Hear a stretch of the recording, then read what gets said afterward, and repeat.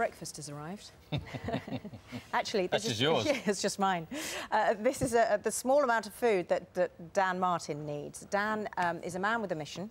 He's a teacher from Peterborough, 28, who has decided to brave shark-infested waters of the Atlantic, hoping to become the first person to swim across unaided. But that's just for starters, because Dan's then going to dry himself off and cycle through Europe, through Russia, and through Siberia, and then when he gets to the other end, he'll take just a short run across Canada, around the world. Morning, Dan. Hello, morning. Dan.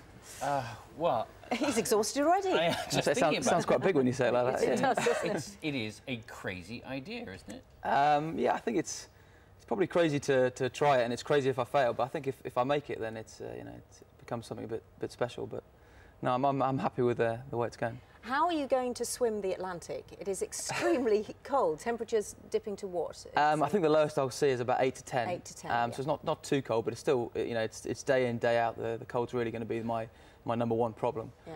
It has been done before, but you're doing it slightly differently, unaided, so to speak. Now, what does that mean? Yeah, well, I'm doing it. No wetsuit, no shark cage, no flippers, no snorkel. Just me, my trunks and a cap and goggles. You've got something around your ankle to prevent the sharks coming towards I do. you, I've got a little gadget that goes on my ankle, and it sends out an electromagnetic pulse, which right. is it's meant to scare the sharks off, but I'm not sure whether it's been 100% tested. And I read the information yesterday, and it said it gives the shark an unpleasant sensation. So right. I'm not sure whether if it's coming from 20 miles an hour at me, whether it's going to be put off by that. But this is the ultimate triathlon. Yeah, and you have deliberately been putting on weight to build up for it. Because to be honest, absolutely honest, brutally honest, It'll be nice to me. Yeah. One might think that you don't look hugely athletic as you're built at the moment. That's deliberate, is it? Yeah. I've purposely gained weight. It's mainly because of the cold early on. It's just it's going to be just a constant attack on my body. So it's insulation as much as for insulation. It's for a bit of buoyancy, and also for kind of stored calories for later. So is that lunch, breakfast? What's this? That'd be a good morning there, I think. But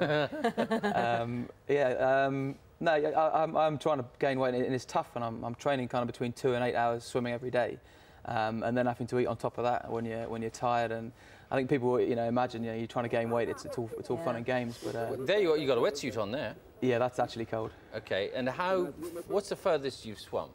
I've done a 10-hour swim, which was 21 miles. So. But on how many? But just on one day, 10 hours. I do basically every month. I swim for 10 days, doing 10 or 8 hours for 10 days straight. How long do you think the Atlantic will take you? 4 months.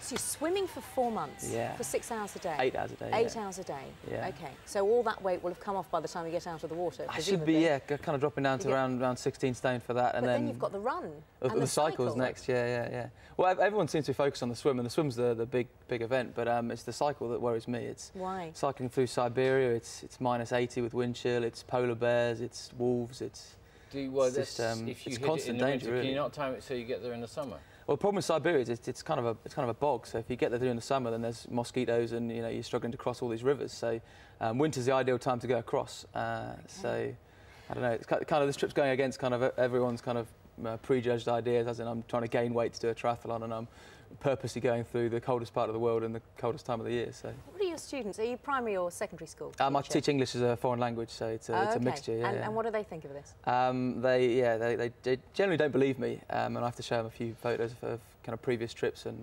stuff. Why, Dan? I get asked that question quite a lot, and I suppose originally it's just to impress girls in bars, but it works. Does it? Yeah, brilliant. It really does. It's on public TV here, you know.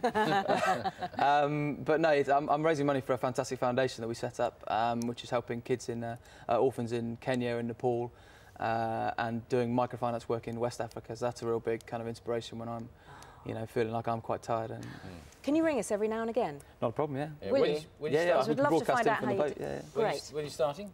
May the 15th from Nova Scotia, and all the details are on the website, which is www.danmartinextreme.com. It is extreme, very extreme. Thank you very much. Dan, thank you very much. We wish you the very best of luck. Yeah. Cheers. Yeah, good luck. His fingers will be wrinkled after 4 months in the water, wouldn't they? There'd be nothing of you. Nothing of you.